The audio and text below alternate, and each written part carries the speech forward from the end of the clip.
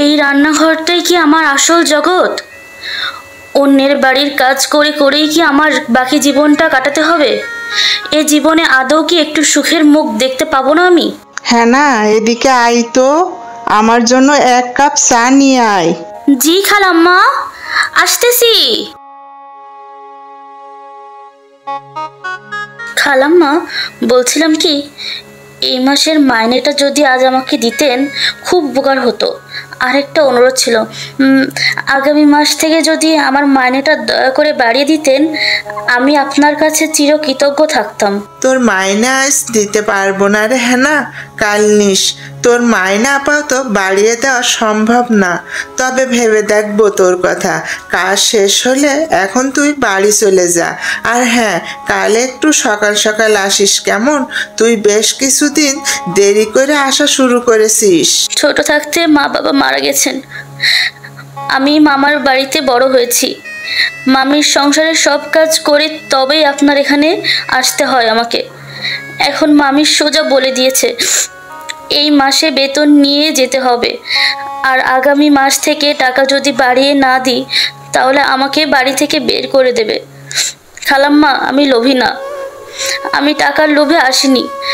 আমি অসহায় হয়ে আপনার কাছে শেষবারের মতো একটু সাহায্য চেয়েছি। হ্যাঁ না মা, তুই আমার বাসায় কাজ করিস ঠিকই, কিন্তু তুই শুধু কাজের মেয়ে না, তুই আমার মেয়ের মতো।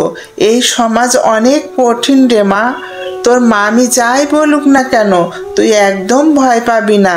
এই বাসায় এই খালা সব সময় তোর পাশে আছে।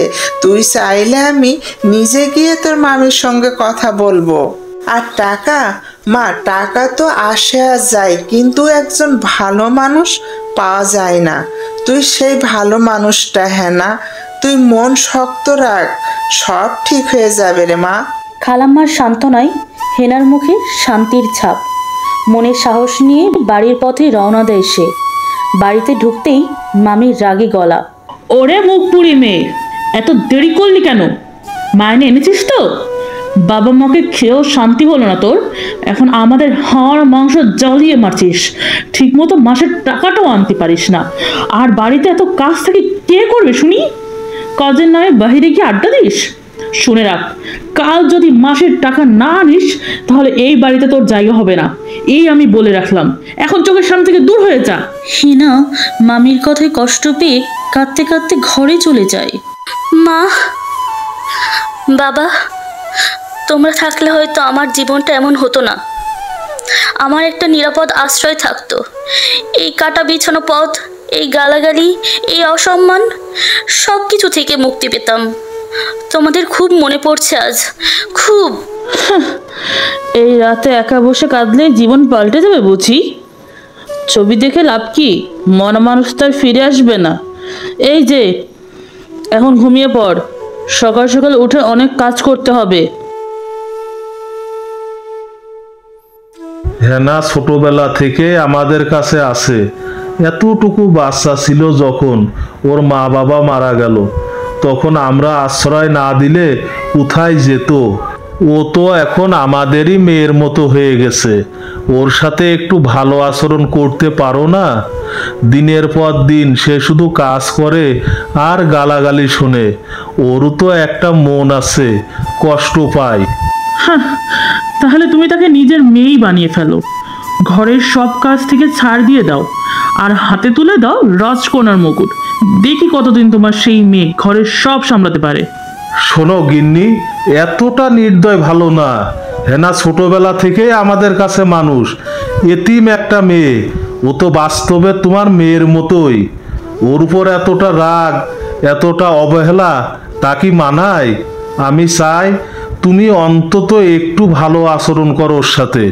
একটু ভালোবাসা দিলে হয়তো এই ঘরটাই ওর আশ্রয় হয়ে উঠবে।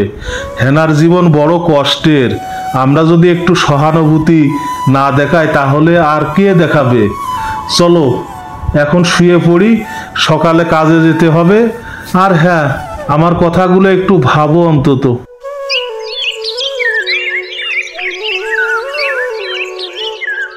হ্যাঁ না, শোনো মা, আমার ছেলে রাজু শহর থেকে এসেছে, ওর জন্য একটু নাস্তা বানিয়ে নিয়ে যাও। আচ্ছা খালাম্মা, আমি নাস্তা নিয়ে যাচ্ছি। তুমি তুমি এত সুন্দর, এত শান্ত একটা মেয়ে, তোমার মতো মেয়ে অন্য কারো বাড়িতে কাজ করে কেন? আমি এতিম, মা বাবা নাই, মামার বাড়িতেই থাকি। ওখানে থাকতে হলে আমাকে টাকা দিয়েই থাকতে হয়। এই জন্য কাজ না করলে তারা আমাকে বাড়ি থেকে বের করে দিবে। শোনো, একটা কথা বলবো, তুমি কিছু মনে করো না।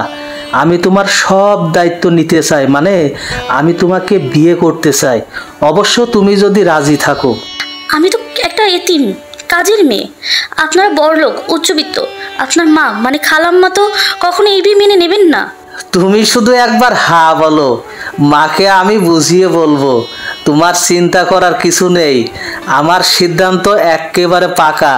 আমি যদি বিয়ে করি তোমাকেই করব, আর সারা জীবন আমি তোমাকে সুখী করার চেষ্টা করব, কথা দিলাম।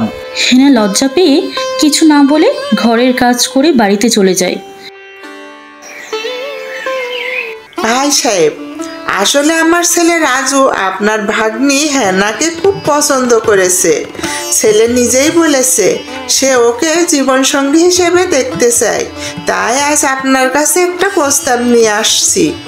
আপনি যদি রাজি থাকেন তাহলে আজকে বিয়েটা দিয়ে ছেলের বউকে ঘরে নিয়ে যাব। আমার ছেলে শহরে চাকরি করে, ছুটি খুব কম, তাই বলছিলাম। এখানে দাঁড়িয়েই কথা বলবেন নাকি? গরিবের ঘরে আসছেন, চলুন ঘরে বসে কথা বলা যাক। ঠিক আছে ভাই সাহেব, তাহলে চলুন বসে কথা বলি। আপনারা এসেছেন এটা আমাদের জন্য খুবই সম্মানের। তবে যেহেতু বিষয়টা হেনামার জীবন সংক্রান্ত, তার মতামত না নিয়ে আমরা কোনো সিদ্ধান্ত নিতে পারবো না। আপনারা একটু অপেক্ষা করেন, আমি হেনামাকে ডাক দিই। হেনা, হেনামা এদিকে এসো, দেখো কারা এসছে তোমাকে দেখতে। তাড়াতাড়ি আসো মা। মা হেনা, ওনারা এসেছে তোমার জন্য, তোমার বিয়ের প্রস্তাব নিয়ে। তুমি রাজি আছো কিনা সেটাই জানতে চাই। বলো মা, তোমার মতামত কি? মামা, আমার তো বাবা মা নেই, আপনারাই তো আমার সব কিছু। আপনি যা ঠিক মনে করবেন সেটাই আমি মেনে নেব। আপনার সিদ্ধান্তই আমার সিদ্ধান্ত, আমার কোনো আপত্তি নেই। হেনা, মা, আমি জানি তোকে অনেক কষ্ট দিয়েছি, তোর উপর আমি অনেক রাগ করেছি, অন্যায় করেছি। আজ বুঝতে পারছি তুই সত্যিই একজন ভালো মেয়ে। আমার এতদিনের আচরণের জন্য আমি সত্যিই দুঃখিত, মাফ করে দিস মা। আরে ঠিক আছে ঠিক আছে, নিজের ভুল বুঝতে পেরেছো, ওটাই বড় কথা। এতিম মেয়েটা আমার জীবনে কম কষ্ট করেনি। মা হেনা, তাহলে আমি ওদের জানিয়ে দিচ্ছি আমরা বিয়েতে রাজি আছি, কেমন? বাসর ঘরে হেনা আর রাজু সুখের গল্প করছে। মামি নিজের ভুল বুঝতে পারে, হেনার কাছে ক্ষমা চেয়ে নেয়। কাউকে অবহেলা করা উচিত না। জীবনে ভাগ্য কাকে কখন কোথায় নিয়ে যায় কেউ জানে না। আর বন্ধুরা, এরকম আরও গল্প পেতে তোমরা চ্যানেলটি সাবস্ক্রাইব করে পাশেই থাকো।